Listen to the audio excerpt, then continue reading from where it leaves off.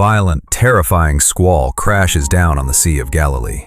The text in the Gospel of Mark describes it as a furious squall, the kind that whips the water into a frenzy and sends waves crashing directly over the sides of a wooden vessel. The men desperately fighting the rigging and bailing the water are not amateurs. Several of them are seasoned fishermen who have spent their entire lives reading these winds and navigating these exact currents. And right now, they are entirely convinced they are about to drown.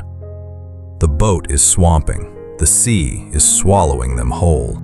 But in the stern of the boat, resting on a small cushion, a carpenter from Nazareth is fast asleep.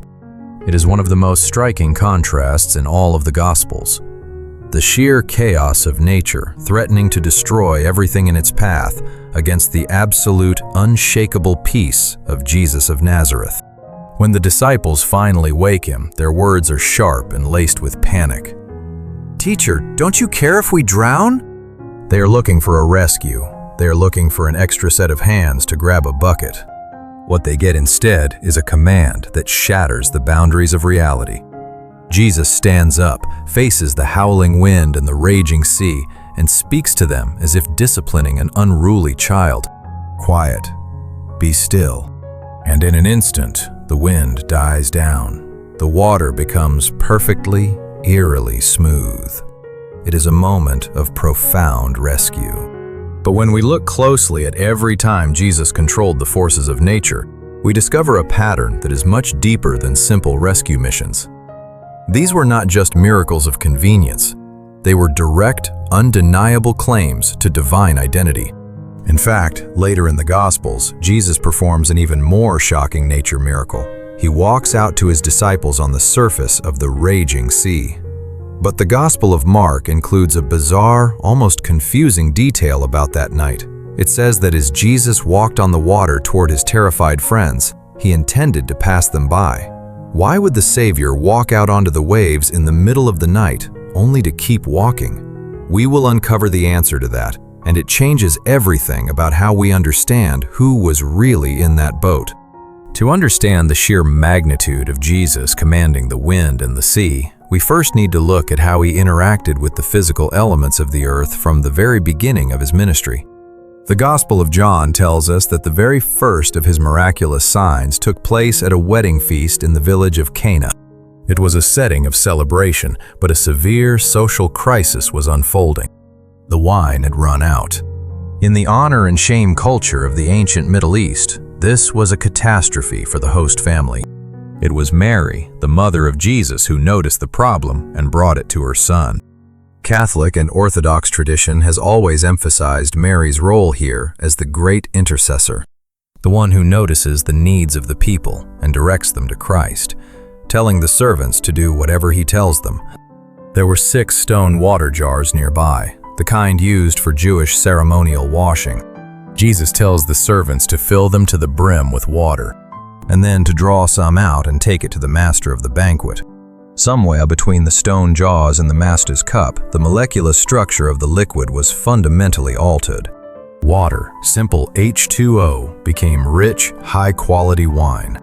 Jesus did not plant a vineyard, wait for the grapes to grow, harvest them, and press them. He simply bypassed the processes of time and agriculture. He commanded the matter to change, and it obeyed. Many Christians understand this as a profound foreshadowing.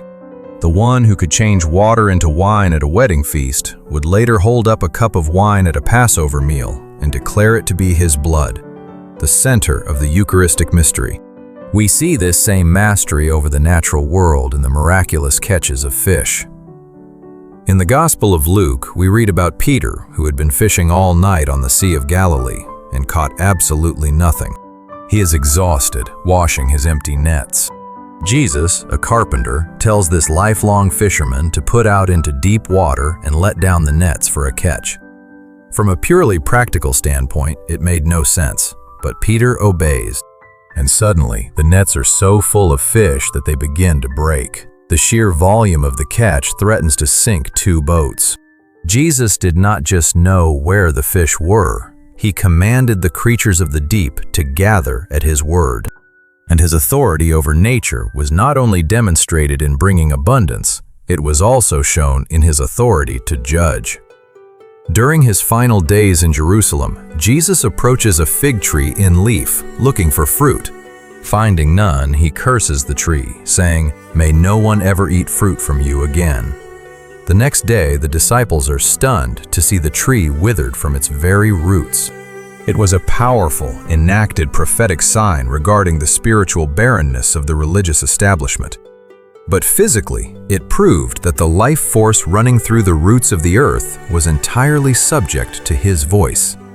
He gives life, and he can withdraw it. The pattern is consistent. Whether it is water, wine, fish, or fig trees, creation immediately bows to the will of the Nazarene. When we lay all of these events side by side, a profound theological reality comes into focus. Jesus is not just a holy man navigating the world. He is the Lord of the physical universe, effortlessly operating the levers of creation. But nowhere is this authority more terrifying and more revealing than when he steps out onto the open water. The sea, in the ancient Near Eastern mindset, was not a place of recreation. It was the abyss. It was the realm of chaos, darkness, and death. And it is on the sea that Jesus will make his most staggering claims. Before we journey out into the deep water and resolve the mystery of why he intended to pass them by, take a moment to subscribe and share your thoughts in the comments. Let us look closely at the storm. Let us return to that sinking boat in the 4th chapter of Mark. The wind has been silenced to a whisper. The waves have flattened into glass. You might expect the next emotion from the disciples to be overwhelming relief. You might expect them to cheer, or to collapse into the bottom of the boat in exhausted gratitude.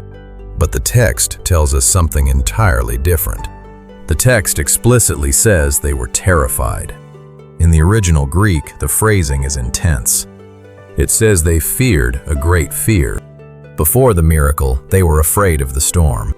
After the miracle, they were terrified of Jesus. Why?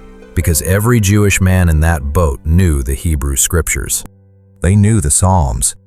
They knew Psalm 107, which describes sailors caught in a tempest, whose courage melted away in their peril.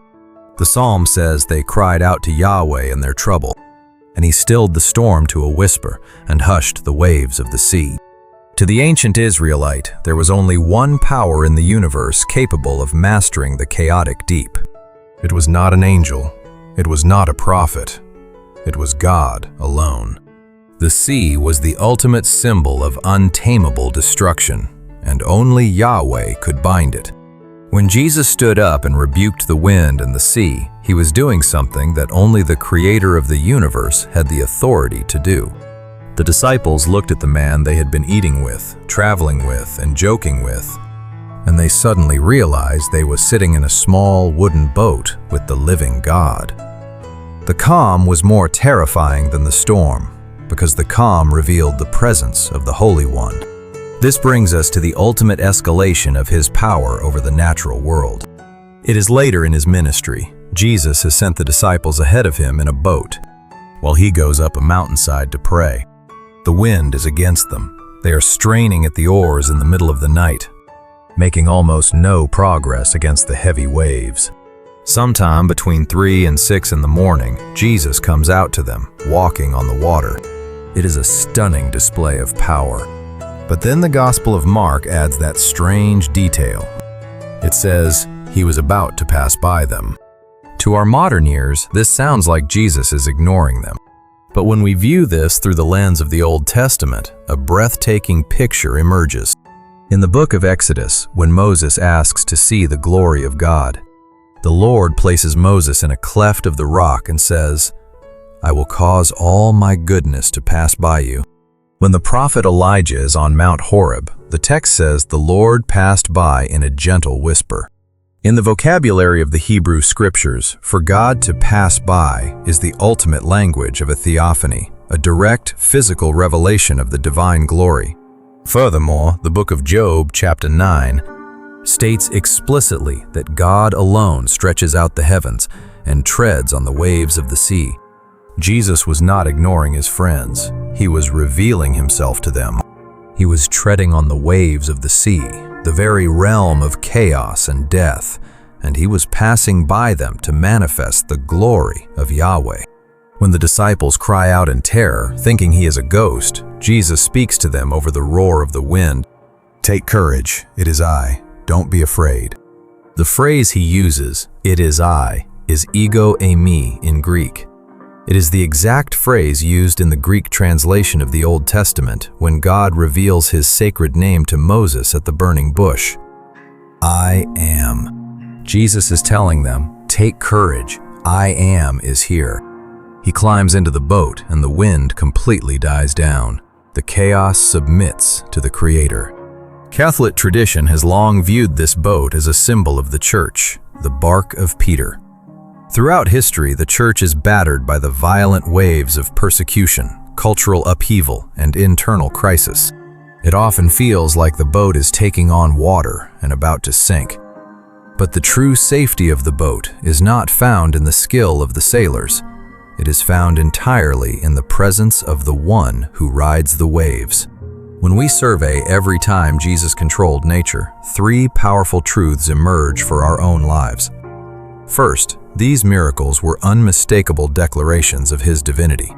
From changing the molecular structure of water at Cana to commanding a miraculous catch to walking on the surface of the deep, Jesus consistently performed actions that the Old Testament attributed exclusively to Yahweh. He is not just a teacher, he is the sovereign Lord of all matter. Second, Christ is present in our storms. The nature miracles remind us that God does not abandon us to the chaos. Whether we are struggling with health, finances, or the deep anxieties of life, the Lord who slept peacefully in the storm and walked upon the waves is the same Lord who dwells with us today. The bark of Peter will not sink because the Creator is in the boat. Finally, true peace is found in an awe of God. The disciples transition from a fear of their circumstances to a profound, holy awe of Jesus. When we recognize the absolute majesty and power of Christ, our earthly fears begin to shrink. Which of these nature miracles strengthens your faith the most? Share your thoughts below. The storms of this world are very real, and the waves can be terrifying. But take courage. The winds and the waves still know his name.